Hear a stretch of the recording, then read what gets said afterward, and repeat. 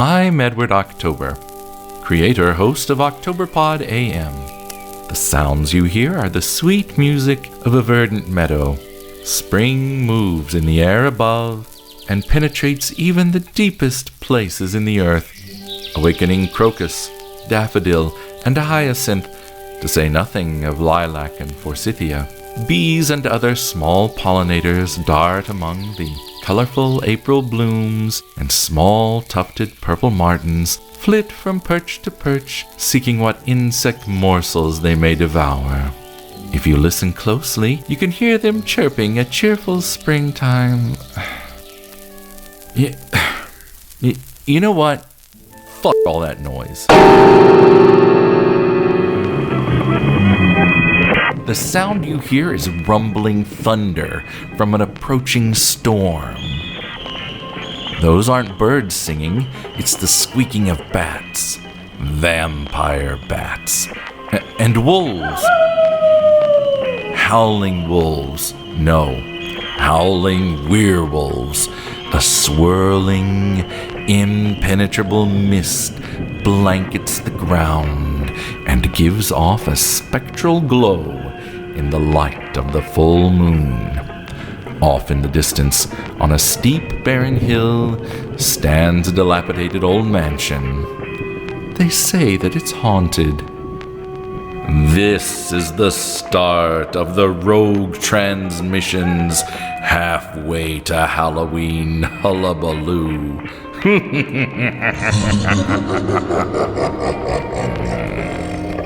Every day, countless radio signals float unseen through our airwaves. Many of these originate from the airline industry, the military, police, fire, and rescue. But then there are other signals. Their source is unknown, they're barely detectable, and their message is dangerous. We give you Rogue Transmissions.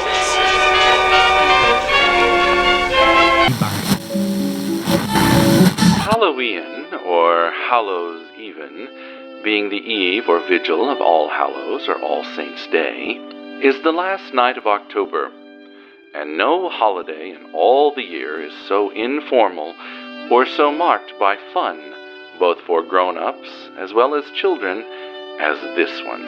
On this night, there should be nothing but laughter, fun, and mystery. It is the night when fairies dance, ghosts, witches, and mischief-making devils wander around. It is the night when all sorts of charms and spells are invoked for prying into the future by all young folk, and sometimes by folk who are not quite so young. In getting up a Halloween party, or just a halfway to Halloween party, everything should be made as mysterious as possible. The room or rooms in which most of the games are to be played should be decorated as grotesquely as possible, with jack-o'-lanterns made from apples, cucumbers, squash, and, of course, pumpkins, with incisions made for eyes, nose, and mouth, and a lighted candle placed within. Jack-o'-lanterns should be placed around on tables, mantels, corners, etc. A skull and crossbones placed over the door entering the house would be very appropriate. The hall should be in total darkness, except for the light coming from the jack-o'-lanterns of all shapes and sizes in various places throughout the house. Autumn leaves, mums, apples, and corn should also play an important part in the decorations. Black and yellow cheesecloth or crepe paper make very effective and inexpensive decorations. The dining room should be decorated with autumn leaves, goldenrod, yellow chrysanthemums, and strings of cranberries. For a table centerpiece, a large pumpkin could be used with the top cut off and partly filled with water, in which a large bunch of yellow chrysanthemums or goldenrod could be placed. Bay leaves can be scattered over the table. Place cards representing pumpkins, black cats, witches' hats, ghosts, and goblins are most appropriate. The dining room should also be in total darkness, except for the light given by the jack-o'-lanterns, until the guests in their disguises are seated, at which point they should all unmask. The supper could either be served in this dim light or with the lights turned up to make the room brilliant. All lights go out and the monsters are released from their coffins. They may grab you. I freaking love Halloween. Halloween is one of my favorite. You can ask her. My roommate and I are what I call Halloween adults. It's kind of like Disney adults, but instead of Disney stuff, but it's like spooky. Halloween stuff. Welcome to Chicklet / Rogue Transmissions. Halfway to Halloween Hullabaloo. Sorry, I just felt like there should be a robot. Was that your Rogue Transmission? I am the guy from, what is it? What's that movie? What Airplane? What are you Michael Winslow? Yeah. Sorry. Anyway. Yeah. So we have like little Halloween decorations up all year round all over the house. We have like a Ouija board pillow and like... that's cute. I like that. There's a little sign in our kitchen that says Salem's Garage, and there's like a broom underneath it. Oh, that's cute. We have like a little mini haunted house in our kitchen. Everything in our kitchen is Halloween themed, so it's all like pumpkins and like all of our towels and plates and cups and everything. Yeah, I was like, wow, we truly are. It's a good time of the year. We met on like a roommate website, so it was kind of perfect. Yeah, it is. Sexy. It is my favorite time of year, and it never lasts long enough. So that's why I'm glad we're in good company here. It's Halloween all year round, baby. Halloween 365. That's right. Boo. One of my favorite things is like when a building closes down in like a strip mall, and you just know it's gonna be a spirit Halloween. You hope it is. You're like, oh, that would be the perfect location. Look how big it is. It's gonna store so many costumes. And they don't care how dilapidated the building is. Like, it's always, they just put it up, and then as mysteriously as it appears, it's gone at the end of the month. I am always really sad when I drive by and, like, it's already gone. You're like, oh, what the heck? Like, it's an abandoned building. You were just here. You were just here. We need an all-year-round spirit Halloween. I feel like that exists somewhere. We do have one where I live in my hometown, and it's called Halloween 365. Oh, well, that's dope. Shout out to them. Shout out to them. We're not sponsored, though. We just love the same holiday. We just love Halloween. We just love it. That's where I get all my Ben Nye stuff for theater if I need it. I always think you're going to say Bill Nye. Ben Nye, the makeup guy. Ben Nye. Your way by after the supper is over at your Halloween party, and while the guests are still seated, a splendid idea would be to extinguish all the lights and to have one or more of the partygoers tell ghost stories. Some of our spooky, creepy encounters. I've had a fair few because I went to a school called Meredith College that was ranked by some arbitrary website that I don't think is real as one of the most haunted campuses in the United States. But it is, though. But it is. It is. It definitely is, and we'll get into why. But Aubrey, you had a creepy thing happen to you at your, I think, 2 apartments ago? Yeah, well, I have always believed in ghosts or spirit or whatever, energy and that kind of shit. We've talked about that on our podcast. Oh, yeah. But I've only had like a couple of different like little things happen. Nothing like big. I've never seen an image of somebody standing there at the end of the hallway, which I want. That's why I watch Ghost Adventures and crap like that, because I'm like, that's so cool. Happened to me, please. Zach Baggins, come to my house. But when I was in my senior year of high school, I lived with my best friend and her family in Washington State. And we lived in this house, and it was really cute. And it was like 3 stories. Little 3-story, and like all the houses are like really small, and like the roads are all like numbered roads, so yeah, it feels like a city. Yeah. You know. And I love my best friend, Rosanna. Shout out. She's never going to listen to this. She'd be like, you're on a podcast? No, I'm just kidding. She loves us, but she has like 2 kids, so she's busy. She's too busy for that. Her and her family are like very spiritual. And so one day I was like chilling and I was on the computer and I was like, I don't know what the heck I was doing. I was just on the computer all the time at that point because I was just a little sad senior girl in like 2007, you know, and that's all you did. I had a Facebook before you could like be publicly on a Facebook when they were like, you can only be a college student. And I was technically going to a college my senior year. So I was like, because you had to have like a .edu. Yeah, you had to have a school email. Yeah. That's how old I am.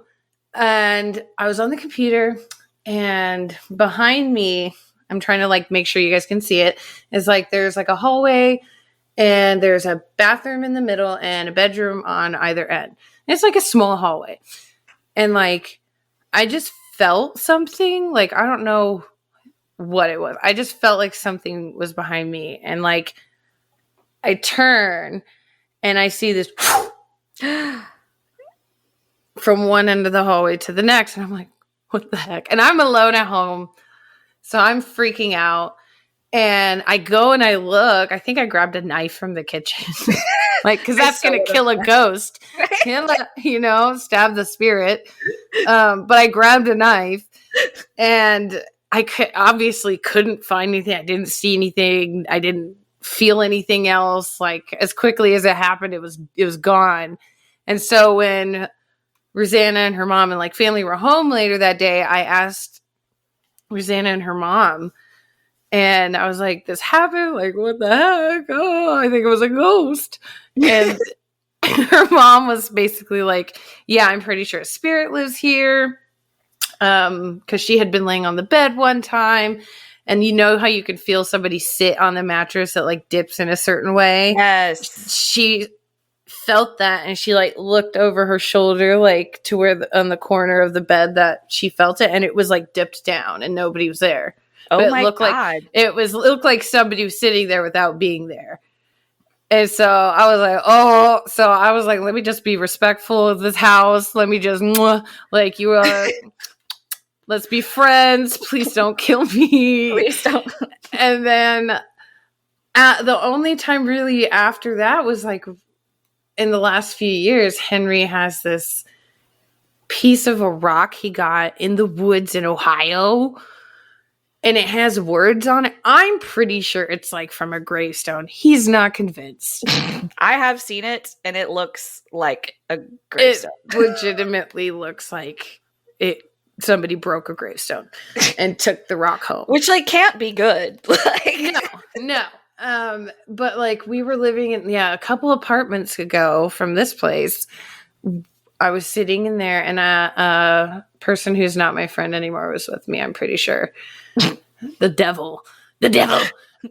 And I felt something pull my shirt and my bra. Like you know how when somebody snaps your bra strap in the back? Crazy. Like, but it wasn't like the strap, it was the actual like bra part. So we think that this gravestone belonged to a teenage boy who is essaying me right now. Hello. Right. Not cool. I was freaked out. And like I immediately like stood up like, what the heck? Oh my God, what the heck happened? What was that? Like, and my friend at the time was like, what? And I told them what happened, and they were like, oh my God. And I told Henry, and it didn't put it together that like I think that we have like a haunted piece of rock. I don't know for sure, but there's been other like little random things here and there that I'm like, ghost?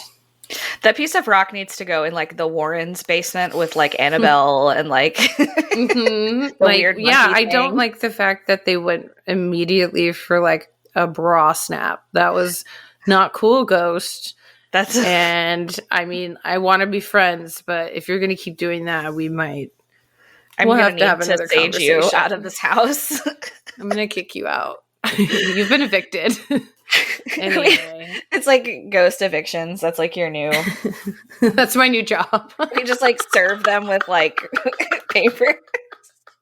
Just go around to random people's houses and give The ghost is like, what? I live here. This is the ghost that lives here named Doug. like, what? Oh, you've been served, Doug. Anyway. So that's kind of where I'm at. I do believe I know lots of people who've had ghost experiences, and I always love hearing what's happened to people. Well, and I've probably told you mine like 1,000 times, but I can tell it again. I have a terrible memory. It'll be like the first time. It'll be, yes. That's what she said. It's terrible. I'm sorry. Oh, man. For those of you who listen to our show normally, you can take a sip of whatever you're drinking, since that was technically an office quote. It was. I went to Meredith College, and that is a women's college. Yes. I sounded like a police. Whoop, whoop. Go Avenging Angels. So stupid. So I went there. I was there from 2012 to 2016. The actual campus that's there now has only been there, I think, since like the 1950s or 60s. The original campus is actually on the site of what is now the governor's mansion of North Carolina. Fun fact. But they tore down the original campus when they built the new one. Interesting. Yeah, super interesting. I don't think it's actually where the governor's mansion. It's like there's like a parking lot now for the governor's mansion, and it's like that's what used to be Meredith's campus. Okay. So, anyways, I lived in the dorms for most of my time there, and Meredith has this tradition where every graduating class gets a doll. And so they dress the doll up like the fashions of the time. The doll gets a name. There's like a whole story they write about it. And then they put the doll in the main admin building has a giant rotunda, which is like one of those like circular areas of a large building. If you've ever seen, I don't know, the government buildings have them a lot. Yeah. Google it if you've never seen it. And so on the third floor of the rotunda in Johnson Hall is the doll room, the wing of dolls. So you go up there. I don't even think you can get up there by elevator. Like I think you can take the elevator to the second floor, and then you have to walk up a flight of stairs.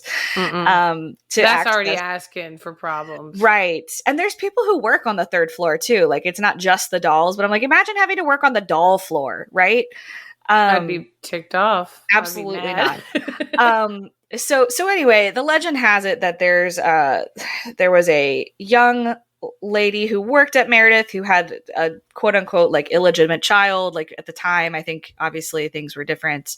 She was unmarried and had a child who loved to take the dolls out and play with them. But she wasn't supposed to. And then there was like some sort of tragic accident where she was hit by a train and died. And they say that the ghost of that lady's daughter still haunts some of the dorms because she used to sneak around. The fourth floors of the dorms are a lot like that too, where it's like not a lot of people live up there. There's like sketchy little hiding places that you could, a kid could go hide in there pretty easily. So yeah. So my experiences living in the dorms at Meredith were my freshman dorm. I was on the third floor. And we had what are called suite style dorms. So we had 2 rooms connected by a bathroom.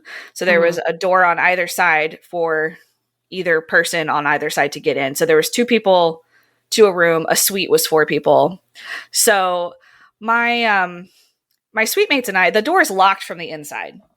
But my suite mates and I had kind of come to an agreement like, hey, if we want to get in the bathroom, we'll just always knock because it's really annoying when somebody forgets to unlock the other side before they go back to their side. And then you're locked out of the bathroom and you have to go knock on the door. What if you're not home and then you can't get into the bathroom? It's a whole thing.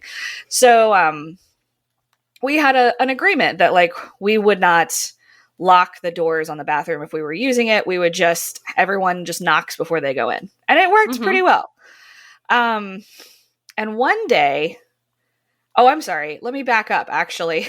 My first night at Meredith, I am walking to dinner on the first floor of my dorm because it was very close to the dining hall. And these two girls come running, screaming out of their room. Okay, fun. Welcome to like, Meredith. Cool. What's going on? Like, nosy ass me. I'm like, I gotta ask them what's I have happening. to investigate. Yeah. And they're like, our bathroom door just locked itself. And I was like, what do you mean it locked itself? And they were like, I was like, do you mean that it's locked and there's no one in there? Or do you mean that it literally turned because it was like an actual thing on the outside. You could see when someone locked and unlocked it. It was like a little knob that turned. The creepy. And they were yeah. They were like, it turned itself. And I said, are you sure? I was like, are you sure no one's in there? And they're like, we don't have suite mates. The other room that's attached to our room is like, I don't know, they're like working on it or something. Nobody lives there. And like, there's no way that anyone could get in or out of there. No one's working on. I was like, is anyone working in there right now? And they're like, no, they don't work after certain hours. Like blah blah blah blah. That was crazy.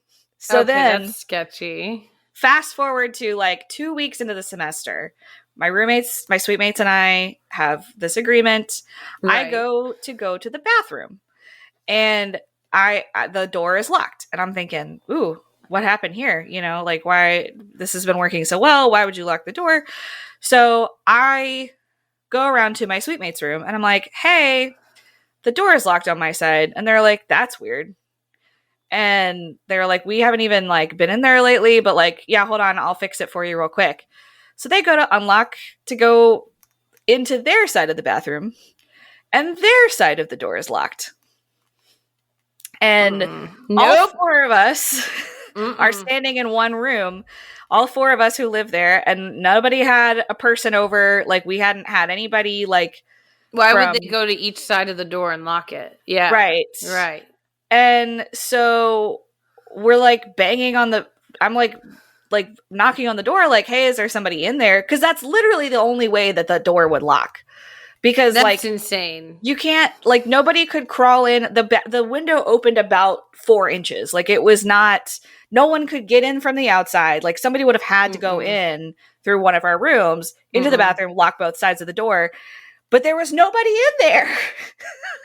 How'd you get it open? I had to call maintenance, and the maintenance guy came, and he was like, it's really weird. It's been a problem on this floor in particular this week. This is like the 3rd call I've gotten. And I was like, oh my God. Stop. Super weird. Nay. So yeah, those are my haunted stories. And I think we have a little bit more time. I just wanted to close out the episode with what are some funny, maybe not so funny, maybe good, maybe like just notable Halloween memories that you have from growing up. We just always went to church. Same. They would have stuff inside the fellowship hall. Mm-hmm. Do they have like bales of hay? I feel like mine always had bales of hay. No, you know why? Because there were like 5 kids. It was mostly just a bunch of old white people. Oh no. There weren't that many children. But they would set up like in the Sunday school rooms, like bobbing for apples or like little things like that where you could get treats or crap like that. Bobbing for apples is profoundly unsanitary, but it is also one of my favorite childhood memories. I don't remember being good or bad at it. I don't know. I don't remember. I feel like I probably didn't do it enough. I probably didn't put myself out there enough. I also went to church a lot for Halloween stuff, but I think that like the church I went to growing up for some reason like didn't actually do anything on Halloween. So like we would have fall festival, trunk or treat like on a separate night. So I did actually get to go trick or treating. To summon spirits. I know, right? Scared. I did actually get to go trick or treating with my neighborhood friends, but I had this one friend in our neighborhood who her mom was like the cool mom. She threw the best parties. And like me and this one friend and then like this other little boy that lived down the street would always hang out together. And so he always got invited to the Halloween party, but he was never allowed to go because his mom like didn't believe in Halloween. And so we we go to this Halloween party. This is like right before middle school. So like this is right on the cusp of like people still dress up, but like we're starting to get older and it's like, we're having not cool. the party's more fun than trick-or-treating. So like we're all sitting there and like everyone, we had a costume contest every year. We're all dressed up to the nines. And there's this kid that comes in and he's like dressed up like a ring wraith from Lord of the Rings. And we're like, that's a sick ass costume. Like, who is that? And like the whole night, nobody could figure out who it was. And it turns out it was that little kid from down the street whose mom never let him go to anything. And I don't know if she just like had a change of heart that year or if like he snuck out or something, but he was the Ring Wraith Kid and he like showed up. We're like, what are you doing here? Like costume, bro. She let you out of the house. We will hopefully see you again closer to Halloween. Now here's an easy Halloween souvenir game. Suspend apples from strings in the doorway or from the ceiling at the proper height to be caught between the teeth. The first successful player receives a prize. These prizes should be Halloween souvenirs like plastic spiders, rubber snakes, chattery teeth, whoopee cushions, finger cuffs, or wax vampire fangs. Halloween is rich with many time-honored traditions, games, and rituals for divining the identity of one's true love. Here are a few. Where dwells my lover? Steal out unobserved at midnight, plucking a small lock of your own hair. Then recite this rhyme. I pluck this lock of hair off my head to tell whence comes the one I shall wed. Fly, silken hair, fly all the world round until you reach the spot where my true love is found. Cast these hairs into the breeze. Whatever direction it is blown in is believed to be the location of your future matrimonial partner. There is also the ritual of the magic stairs. Walk backward down darkened stairs, holding a lighted candle over your head. Upon reaching the bottom, turn suddenly, and before you will stand the object of your heart's desire. And so the journey down the magic stairs shall end in lovers' meeting.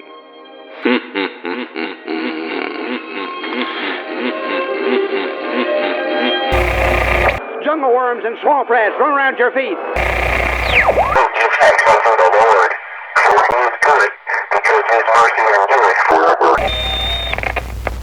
Hello, my name is Alicia Watson, and I am one half of the Twisted and Uncorked podcast. Nothing says Halloween to me like a good old-fashioned ghost story. And while I grew up in a haunted house and worked in a haunted restaurant packed with paranormal activity, ghostly activity isn't new to me.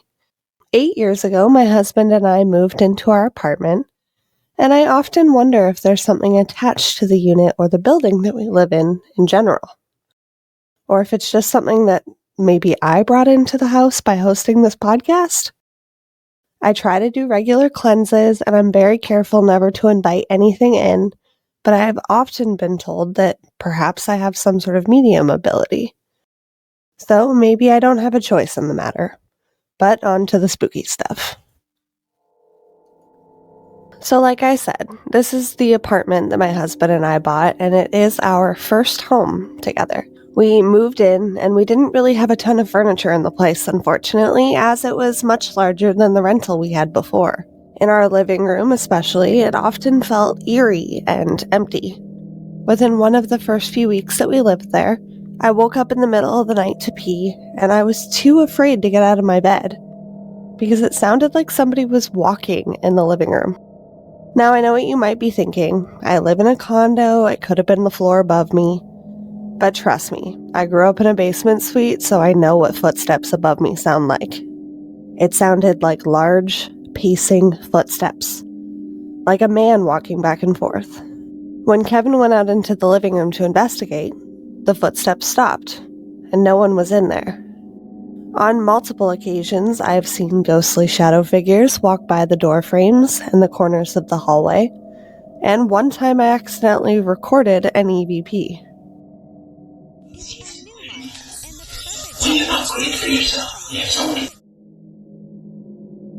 Right after a shadow figure walked by, there was clearly a man's voice. I caught a second, very angry EVP when I was recording what intended to be a soundless video of me smiling and doing a Patreon plug for the podcast. Next, we have what I refer to as the hair-pulling ghost. At the time, I had hair almost down to my butt, and it does get caught from time to time, but these are hard pulls from low down. For example, I was cooking in the kitchen one evening and I felt a yank on the end of my hair. I turned around thinking that it was my husband goofing around with me, but no one was standing there. It's almost like the level of a little kid tucking on the end of your shirt to get your attention, and this has happened on 4 separate occasions. 2 times in the middle of the night, which is so much fun. I also have an old-timey style alarm clock in our living room for decoration, the type that has bells on top of it, and there are no batteries in it. We don't actually use it for a clock. But one night, my husband woke up in the middle of the night to the chiming in the living room. It was sitting on the floor, rattling around, when it's normally up high on a shelf. There was no sign or how it could have fallen on the floor, and it did scare the absolute crap out of my little rabbit Thumper. Speaking of Thumper, he has recently been the subject of some of my mimic/double activity. Just this morning when I went to feed him, I saw him crawl under the couch, and when I went to coax him out for his breakfast, he was in our bedroom, not under the couch. On 3 separate occasions, something in my house has imitated my husband's voice, and it's not been him either. In one instance, he sounded like he was very hurt, and I went looking for him, and twice he was being his cheeky self with me. For example, I was sitting in the bathtub, I got out of the bath to grab something, so I left a couple of wet footprints, and when I went back in, all I heard was, "Baby," as he would call me, thinking he was scolding me for having left little footprints throughout the house. But he was not even home, so that's deeply unsettling. My lights flicker in the podcast area randomly, and I have caught orb-like figures a few times in the podcasting videos. But that said, thank you so much for listening to my ghost story today. Happy halfway to Halloween. And remember to keep it twisted. Baby, baby, baby, baby, baby, baby, baby, baby, baby, baby, baby, baby, baby. Well, I'm ready for Halloween. And if enough trick-or-treaters don't show up, you're ready for next Halloween, too. This 12-ounce bag of Whoppers milk chocolate or a 10-ounce bag of Milk Duds chocolate-covered caramels, only $1.59.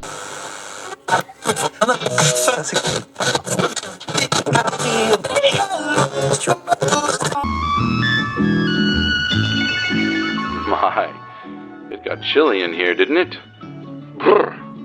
Now, we've all heard the ritual of gazing into a mirror to summon Bloody Mary or some other malign spirit on Halloween. But there are other such games and rituals one can play with the aid of mirrors. For example, stand alone before a mirror. There, by the light of a candle, comb your hair.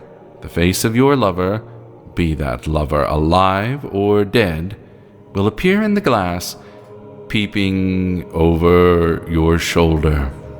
There is also the ritual of the mirror and apple, which works best in houses or other locations known to be haunted. Stand in front of a mirror in a dimly lighted room and begin eating an apple. If the spirits in the home are friendly towards you, one will appear behind you, just over your right shoulder, and ask for a bite at the apple. If the spirits be unfriendly, none will appear, but the apple will be snatched from your hand with a most violent rudeness. We had the COVID change is over with it, or W5, NOD. Hey everybody, I'm Amber. And I'm Maddie. And we're Witches Talking Tarot. I think I remember Disney Channel used to do Halloween in April. Never knew why they did that. Now I'm like, oh, because it's halfway to Halloween.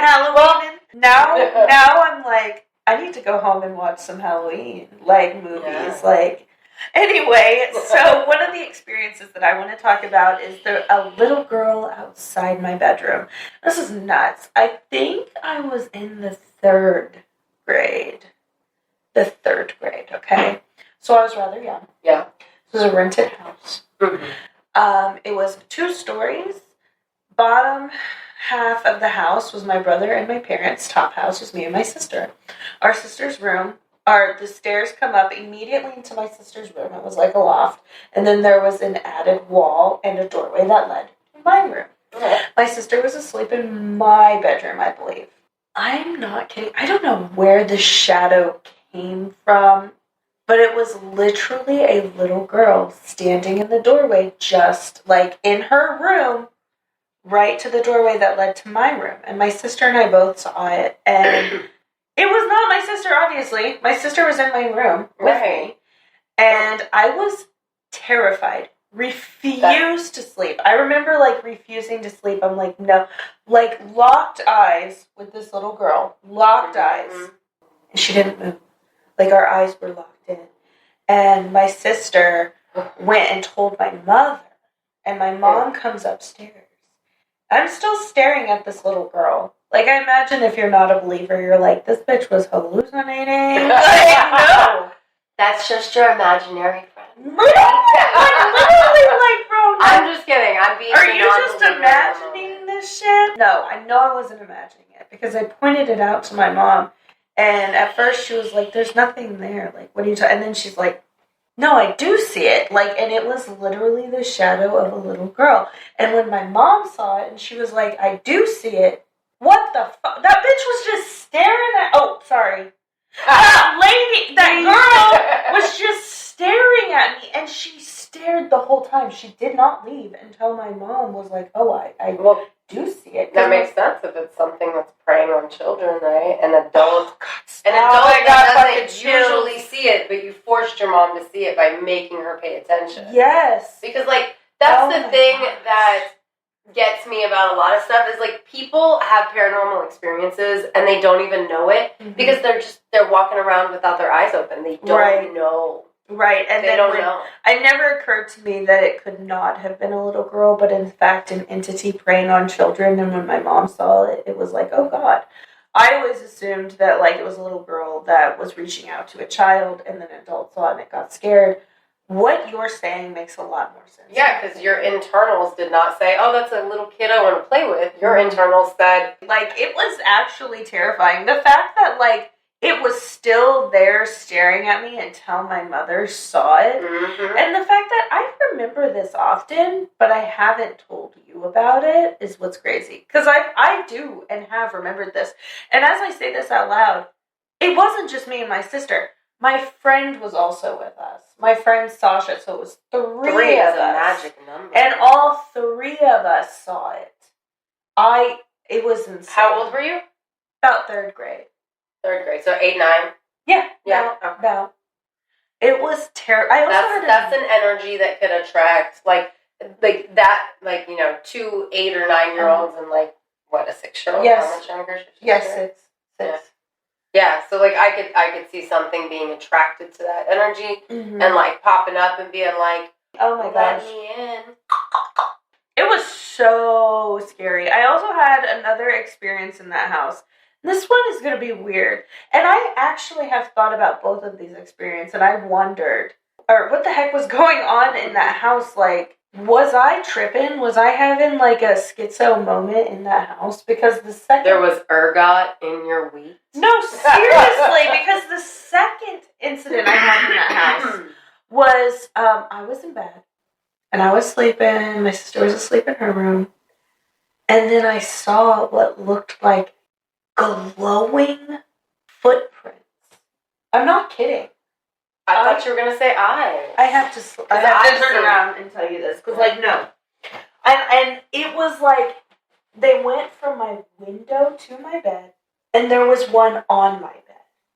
They were like glowing green. I'm not kidding. No, I as a child, I've actually had a similar experience. That is what my face is because I'm like, I get you. I thought they were leprechaun footprints. I thought they were like an alien footprint.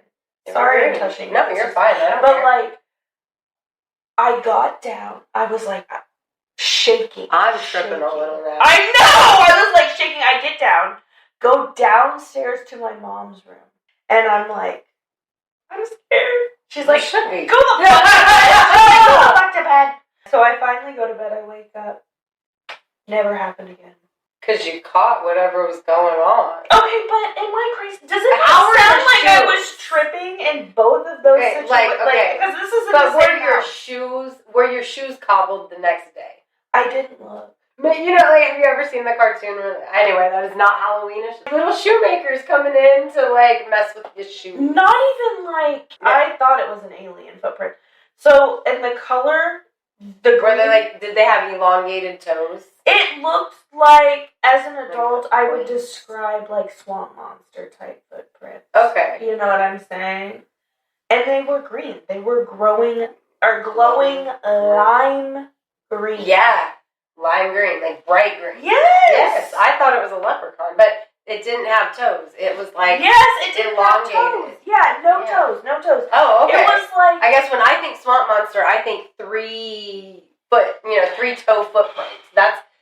But I guess like that doesn't mean that's just what I thought. Like, I need you to be real with me. Do I sound like I had like a like weird schizo in that 3rd grade? Went through some weird like.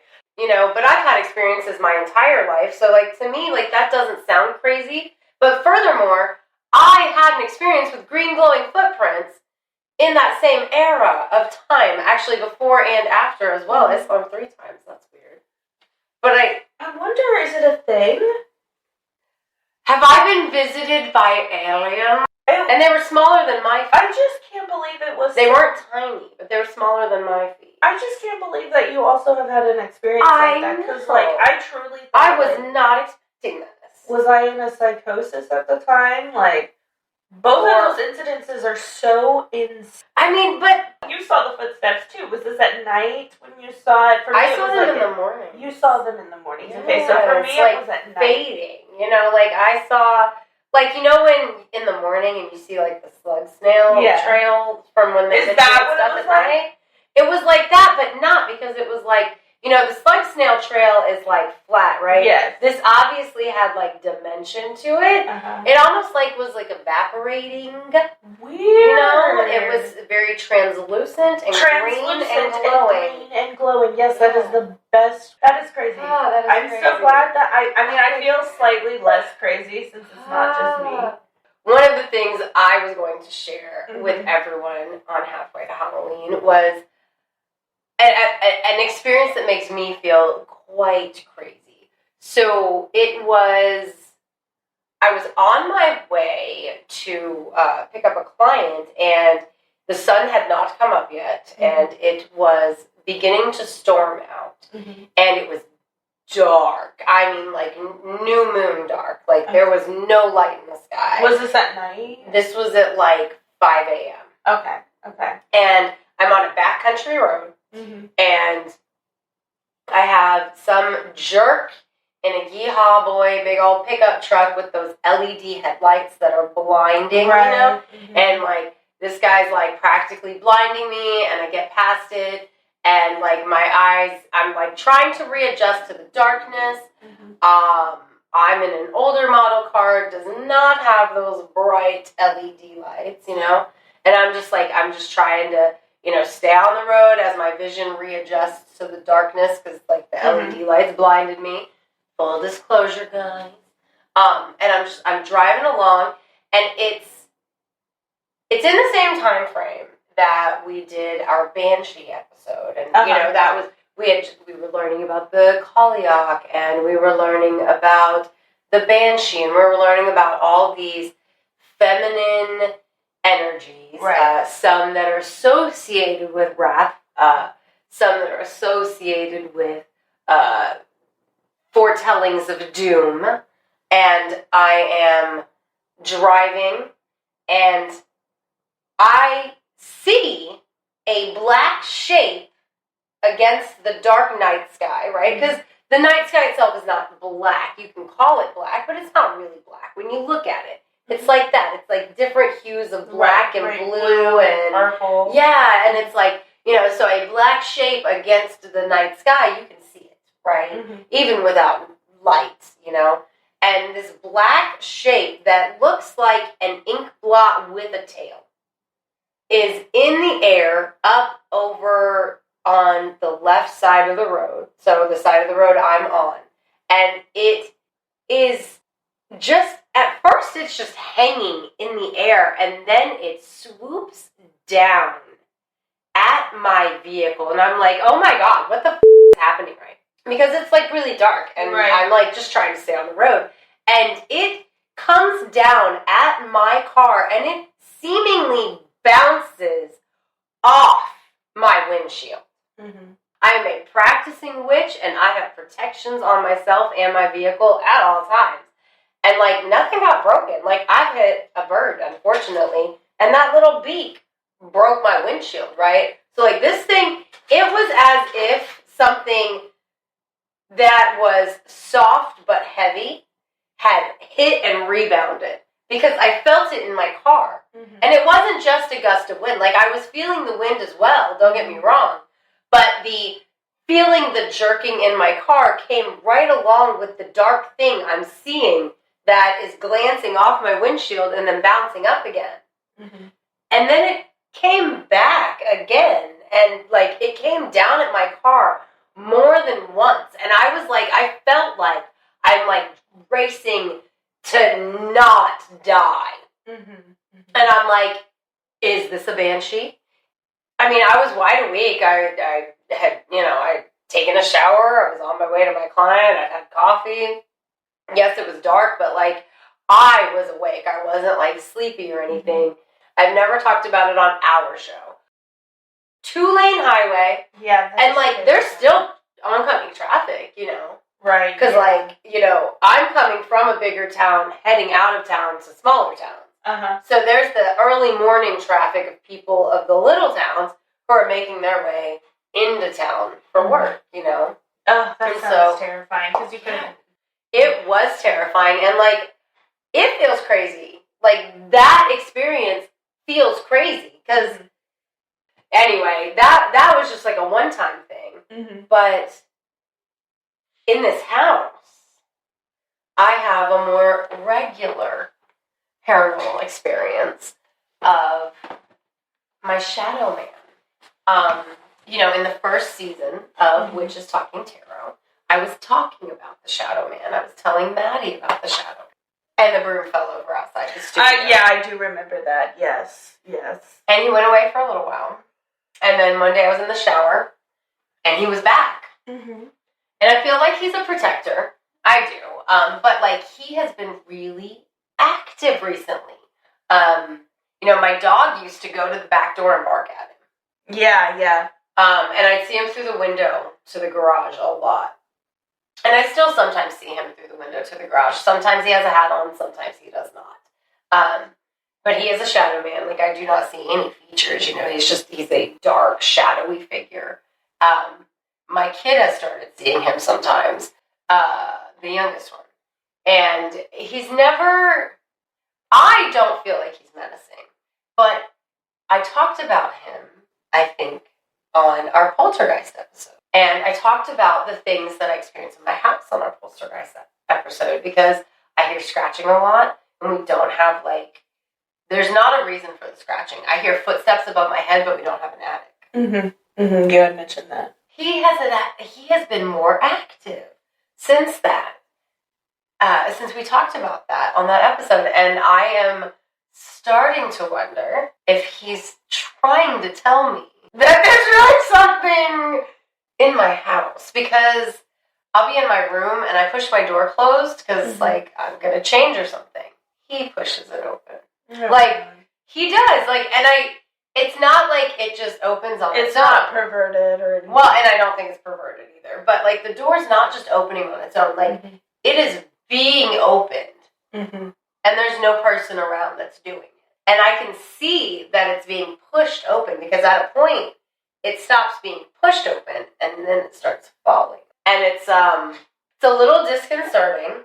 Yeah, for sure. That would be so creepy. It's additionally disconcerting because I hear him when I'm in the shower. I hear him walking around and moving around.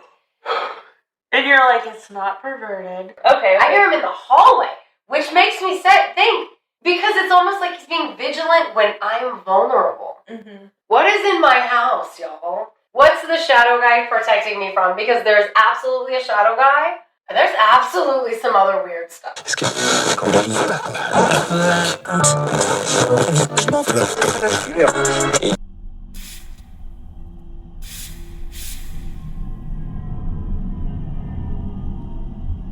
You think I'm mad? You sit there, scribbling in your little logbook, nodding like I'm just another air-drowned grease monkey ranting about ghosts in the gears, but I'm not mad. I'm attuned. And you, well, you're about to hear the truth. The kind of truth they scrub from the brass walls of the sky ships. The kind of truth that makes the air taste like iron and wakes you with your lungs full of static.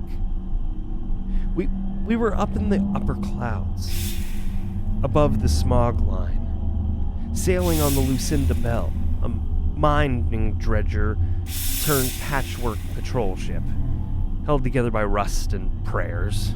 She groaned when she turned, like it made her remember something terrible. And there was a man, Hobbs, engineer, ex-military, still wore his boots like he expected to be called back to ward any minute. But it wasn't his discipline that set me off. It wasn't the way he slept like a statue, nor the fact that he never ate with the crew.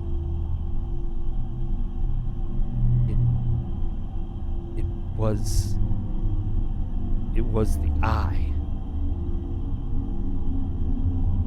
A glass ocular lens grafted straight into the skull, humming with purple energy. I'd see it spinning, calculating, even when he was at rest. Always watching, always measuring. You'd try to talk to him and he'd just stare as if trying to decide where your bolts went. The others didn't mind. Oh, Hobbs is just quiet, he said, and brilliant mind saved the aft core from meltdown twice last month. But they didn't see what I saw. The way he disappeared into the lower decks with tools no one recognized, the way he'd whisper to the engines, his breath fogging with the cold of the ether exhaust. And when the whispers began, not in my head. No, don't look at me like that. It was in the walls, in the steam lines.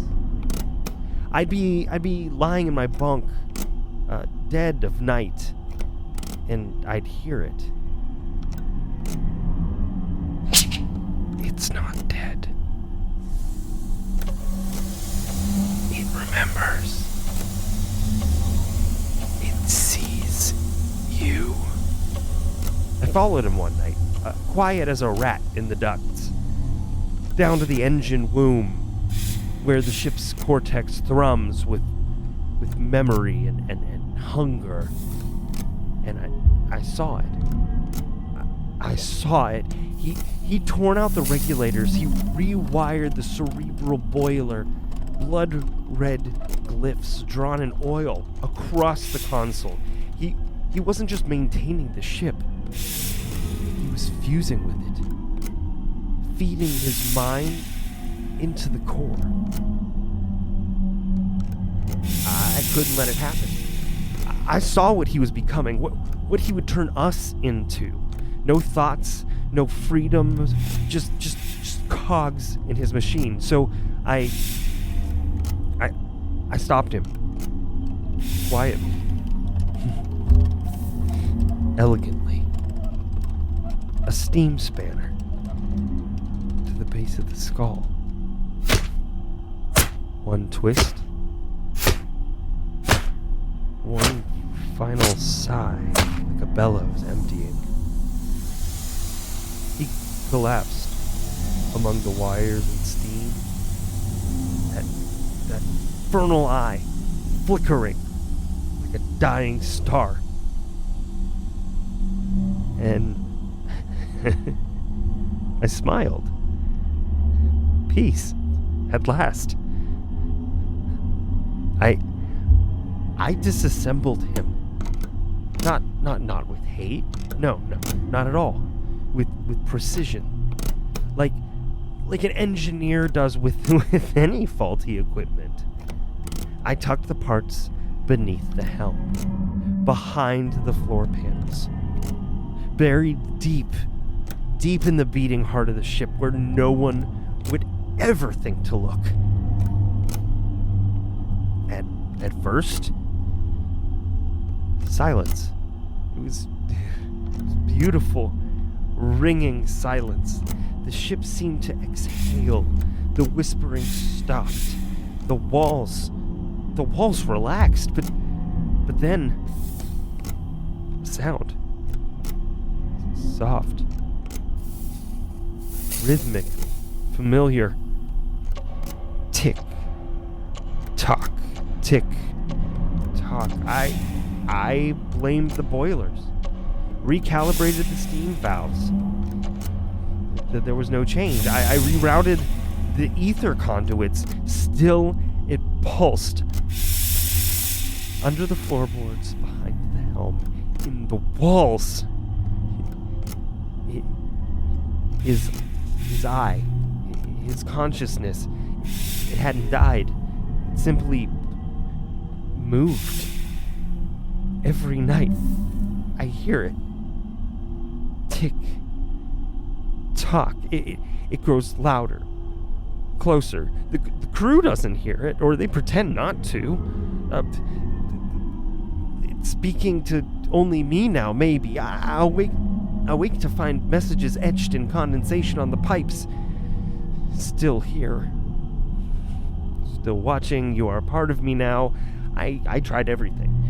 Shut off the helm core, disconnected the cortex uplink, but now Lucinda Bell flies herself. Charts courses while we sleep. Takes us to places that aren't on any map. Places that whisper back. And I hear Hobbs' voice in the vents. In the engine purr. You can't unmake me. Tick. Tock. I told the captain. I begged him to burn the helm. And he laughed. So I locked myself in this chamber, far below deck, only metal and breath down here. But the ticking, it's here. It's in me. He replaced me one gear at a time while I slept, while I dreamed. And now I feel it turning, winding, counting down to something. And when it stops, I think he walks again.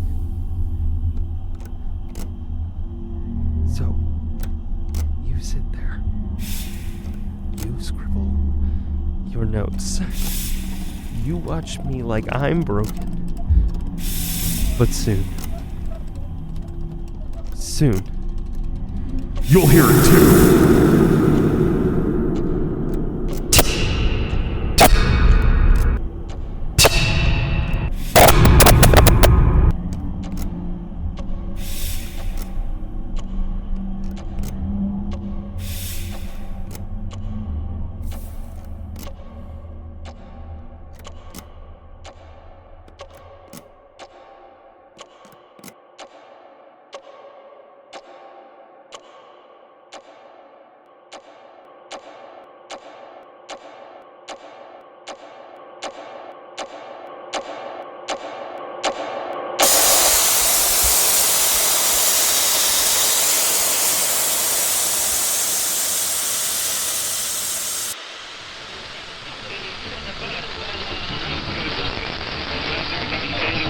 Stop by Humburgers today and try a symphony burger with cheese.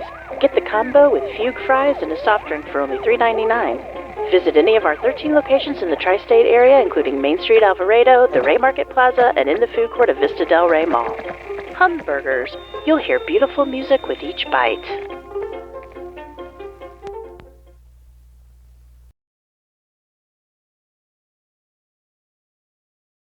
Is it true that comedians are the world's most unhappy people? Richard Chamberlain, do you object to being called squeaky clean? I don't have the nerve to ask these questions, but Army Archer, KHJ's columnist to the stars, does. Listen to Army Archer Inside Hollywood, mornings right after the 9:30 news on KHJ, Radio 93.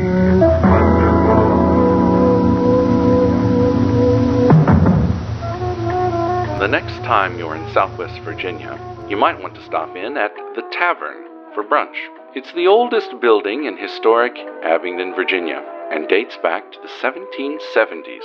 And like nearly all buildings that old, it's very haunted. It is said that in this colonial-era watering hole turned restaurant, a ghostly poker cheat and a flirty, spectral prostitute known as the Tavern Tart hold court in the small hours of the night. Customers, bartenders, waitresses, and staff have all witnessed paranormal activity there. When I was a boy, one of our local newspapers even printed a photograph of a ghostly figure staring out from a second-story window. The last time I ate there, I asked our waitress if she'd ever seen any of the ghosts. She said that no one ever wanted to be alone in the tavern after the restaurant closes, especially in the night, in the dark.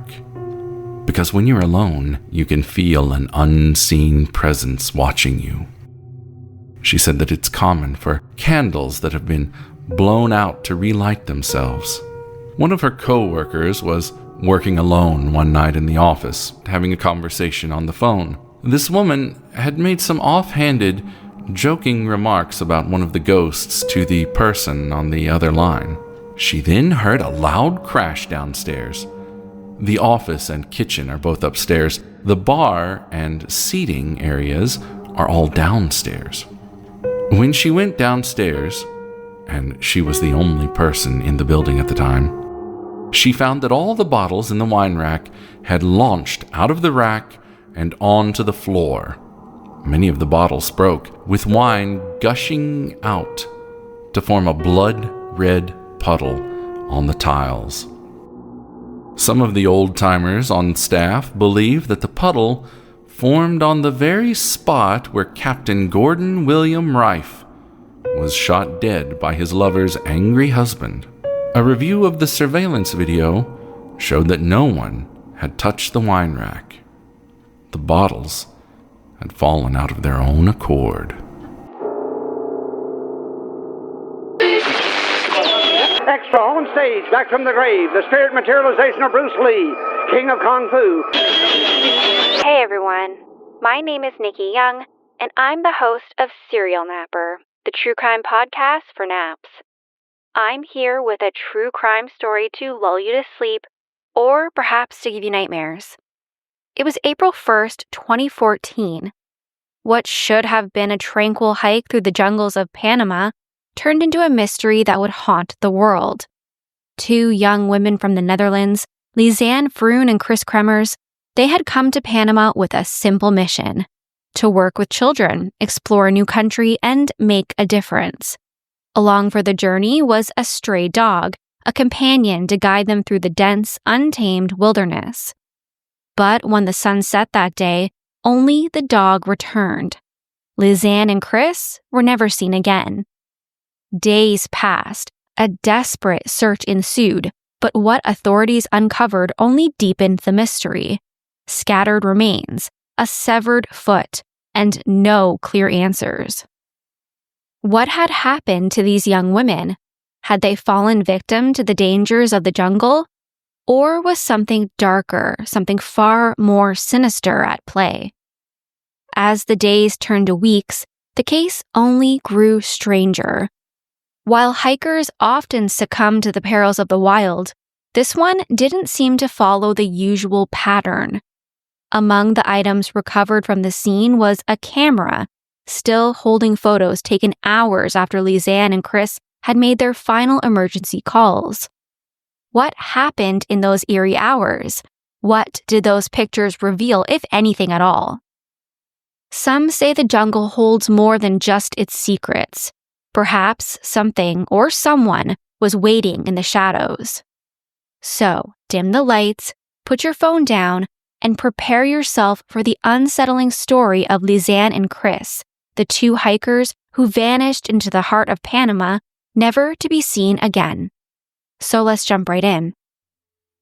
On March 14, 2014, Lisanne Froon and Chris Kremers arrived in Panama with bright hopes and big plans.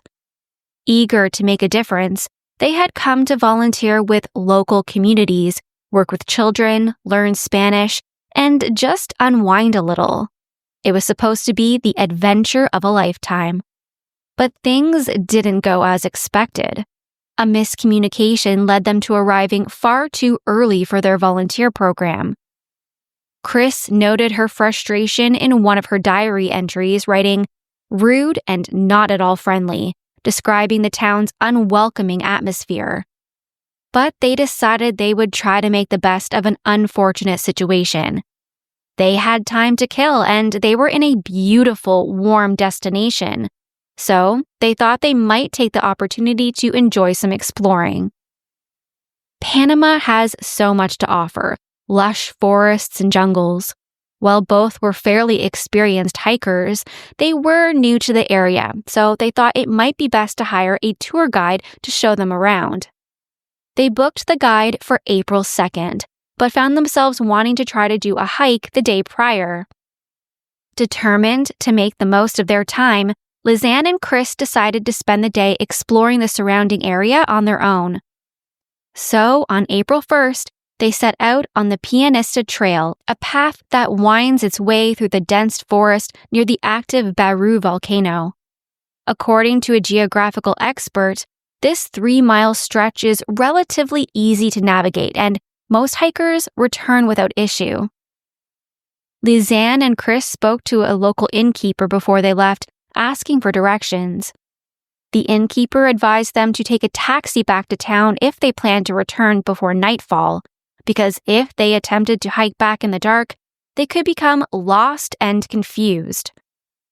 The two women began their hike around 11 a.m. with only a single backpack between them. The only companion on their journey was Blue, a stray dog well known to locals who followed them along the trail. By the end of the day, the world would lose track of Lisanne and Chris, and it was the last time anyone saw them alive. People in town began to suspect something was terribly wrong when the dog, Blue, arrived back without the two young women. Still, the community waited. They decided to hold off contacting authorities until the following day. But the sense of unease grew as April 2nd passed and Lisanne and Chris missed their appointment with their hired tour guide. That's when the first real signs of trouble emerged. The young women had also failed to check in with their families, which was a regular habit.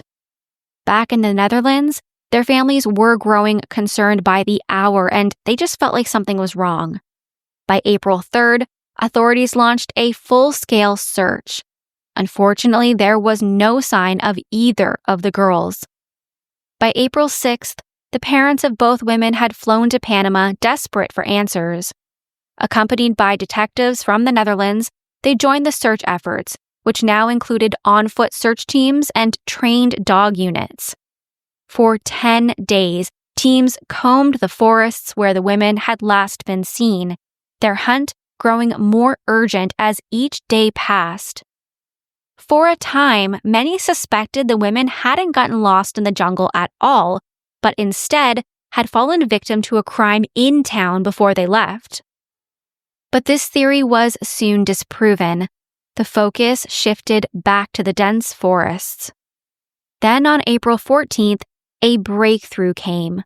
A local tribe member turned in a blue backpack she claimed to have found along the bank of a nearby river.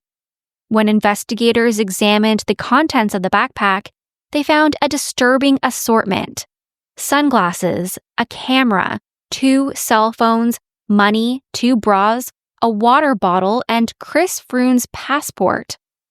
The discovery of the backpack only deepened the mystery. What had happened to Lizanne and Chris? How had their belongings ended up so far from their intended path? But the real breakthrough came when authorities searched the content of the women's phones. What followed was a grim and confusing timeline that painted a picture of desperation. The phones had remained active for nearly 10 days after Lizanne and Chris went missing. The investigation revealed a chilling truth. Lizanne and Chris had been calling for help. The women made several emergency calls in the hours after they went missing, dialing both the Netherlands emergency number 112 and Panama's 911. However, poor reception in the forest meant that they could only connect once, just for 2 seconds. The call was stable for a brief moment, but then cut off. The phones remained on for several days after that. One of the phones, Chris's, showed multiple failed attempts to enter a PIN. The phone had been powered on one last time on April 11th, 5 days after their disappearance. After that, both phones went dead and their batteries drained. Given the timeline, authorities believed that at least one of the women was still alive 5 days into the search. There was even more alarming evidence found on the camera, still working, with photos taken hours after their last distress calls. The camera held more than 100 photos.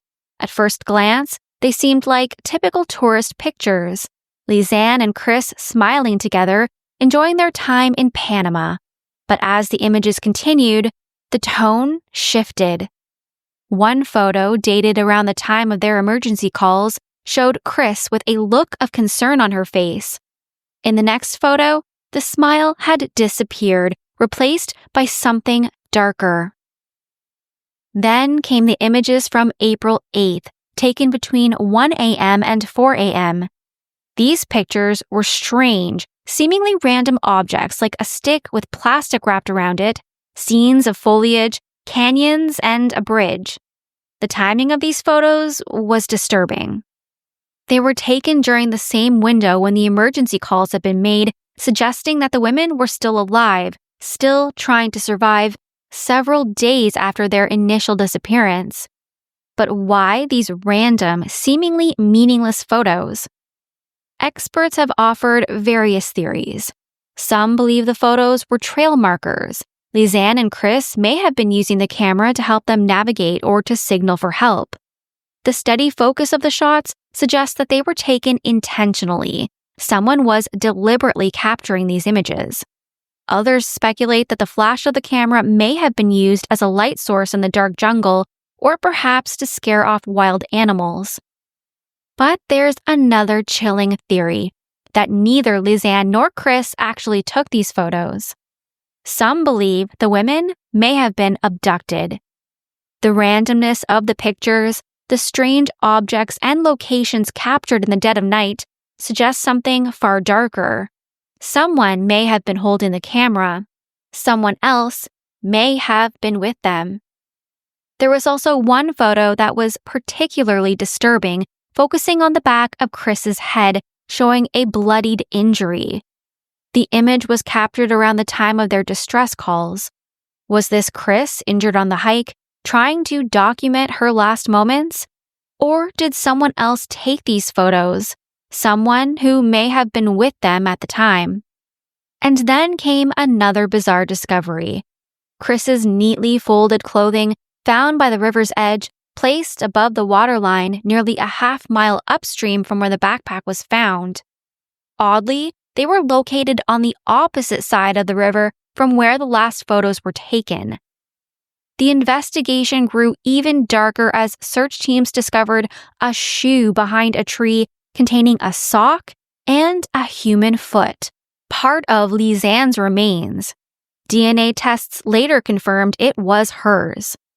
The search continued for weeks, uncovering more bones, more fragments, 33 skeletal pieces scattered throughout the jungle. They also found bits of Chris's skin, but the cause of death remained a mystery. The remains had no obvious signs of injury, no evidence of trauma, and the bones appeared strangely bleached, as though they had been exposed to the elements for a long time. Authorities faced a growing dilemma. How did these young women die? Was it an accident, a tragic fall in the jungle, or was it something far more sinister?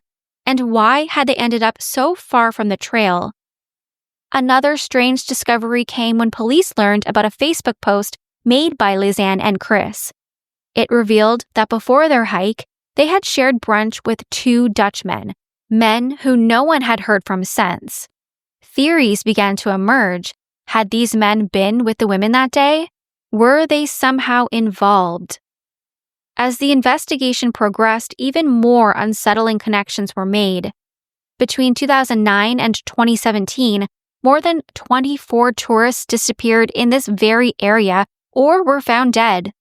In 2017, the case was revisited and fresh evidence surfaced, suggesting that the disappearance may be linked to a serial killer. Leaked law enforcement reports indicated that the young women may have been deliberately dismembered and their remains scattered, a pattern seen in some of the other cases. The authorities had once claimed that the river and animals were to blame for the scattered remains, but an 18-month investigation led to a chilling conclusion: homicide. And with that, more questions arose. What had happened to them in those final harrowing days? The case remains mostly unsolved, and the internet is rife with speculation. Had someone been stalking the area? Was there a serial killer at work, preying on vulnerable tourists? Or was it something even darker, a conspiracy to cover up what really happened to Lisanne Froon and Chris Kremers in the wilds of Panama? As the years pass, the truth remains elusive, but one thing is certain. These 2 young tourists didn't die naturally. Something happened to them. Whether that something is human or not remains to be seen. That's it for me tonight. Victims from the audience will be thrown from the stage a piece at a time. Human heads chopped off. Hi, I'm Becky from Spine Chillers and Serial Killers. And I'm Emma. Hello. So, Bex, do you know what? What? Well, apparently it's halfway to Halloween now. Well, you know what that means. To celebrate the halfway to Halloween mark, I thought, shall we tell each other some spooky stories? Have you got anything to tell me? Yeah. So when I think about it, one of the freakiest things that ever happened to me was after COVID, we moved back into a house that we'd lived in years before. It wasn't anything grand. It was just it was a small 18th century home, old but full of character. I do like that house. Yeah, it is nice. Yeah, it's where we live in France, in the countryside. There's lots of these very older properties that are kind of in the middle of nowhere. It's good for younger families and that to renovate and stuff, and then you get a house, a bit more house for your buck. Yeah. So It was a 2-bedroomed home, but there was a tiny 3rd bedroom. So we could call it a 3-bedroom house, but the 3rd bedroom was absolutely teeny weeny. Teeny weeny. So when we lived there before, my husband always felt uneasy there. He never liked being alone downstairs at night, bless him. All 6-foot hairy man of him. Yeah, but don't knock it because, in fact, my story starts off very similar. Those gut feelings, generally, because does he get those feelings now in the house you're in now? No, because this is quite a new house, so there's nothing much going on here. It was nothing but, like, bright, good feelings here. But there are some houses that you go in and you kind of get a bit of a a bit of a feel for. When we were looking for houses, we had a few of those. You go in and almost feels colder in one particular room. Yeah, that's never a good sign. But no, I'm with Noelle. Sometimes you just get the, I don't like it. Yeah. So, yeah, he never really liked being downstairs alone at night. It was in the middle of nowhere, down the end. It was the last house on the left as well, which is always a little bit... I'm the last house on the left, and I'm down a little road. Oh, my God. I've never thought of that. I am the last house down on the left, yeah. He never really liked it because it was an older property anyway, even though it was lovely inside. It was all renovated, all lovely. But he'd hear things like little noises, movement. And sometimes after we put the kids to bed, he swore that you could hear them running around upstairs. So this normally happened when I wasn't there. Like if I went out or if I was late back for something. Oh, bless and he had to put the kids to bed. So he was on his He could hear them running around. He was like, the kids are just not listening to me. And he goes upstairs. Fast asleep. Oh. Lovely, isn't it? Spooky. So I used to be the one in the horror films that'd be like, probably just an old house. Just doing all the creaky stuff. Probably a mouse. We don't know. It'll be okay. Yeah. It'd be reap. So yeah, I used to brush it off. It's just an old house. Old houses make noise. They do when they're haunted. Yeah, they do. Houses make noise when they're haunted. So when we finally moved back after COVID, our friends all came over and helped us unload everything. It was a long, hot, exhausting day. And by the evening, we'd celebrated with a barbecue. It was great. It was a good, little housewarming, but very low numbers because it was still COVID time. We were still coming out of lockdown. So that's why we had a barbecue outside. But when everyone left, we were all absolutely shattered. We all just wanted to sleep. So our home, how it was, the layout, it was the living room and our main bedroom upstairs were part of the extension of this property, the new part of the property. So they were separate from the original bones of the house. The kitchen and the kids' bedrooms were part of the old structure. So those were the part of the house where the walls are about 1 meter thick. It's very, very old property, that part. So that night, around 3 a.m., I woke up. So that's never a good time to wake up at night, apparently, because that's when all the shit goes down. Yeah. So I woke up and just something in me was on high alert. Mother's instinct, maybe. I was already worried that one of the kids would wake up sleepy in the middle of the night and not really know where they are. And I was especially worried about my then 6-year-old son, as he was quite a deep sleeper and would walk around half awake trying to go to the toilet in the middle of the night. So I thought he might wander around confused and maybe mistake a cupboard for the bathroom. Never know. I didn't really want that to deal with the first, after we just moved in. So I lay there in the dark, listening. The house creaked, but it was nothing unusual because, like I said, houses make noise. Old wood settling. Can you just imagine me lying in bed with the covers up to my chin going, that's the old wood settling. trying to it's just the wood. Trying to convince myself. Yeah. But we all do it. We're all it's just the wood shifting. It's just the wood. It's just everyone knows houses move around. But then there were footsteps. Not random pops and groans of an aging home, but deliberate, steady movement. Someone was walking around. So at the top of the stairs was a tiny little landing, which goes, and then there's all the 3 doors of the separate bedrooms. So our bedroom door, as you were lying in bed and looking at the rest of the bedroom, the door was at the far left of the room. So you couldn't see out into the hallway from where I was lying down in bed.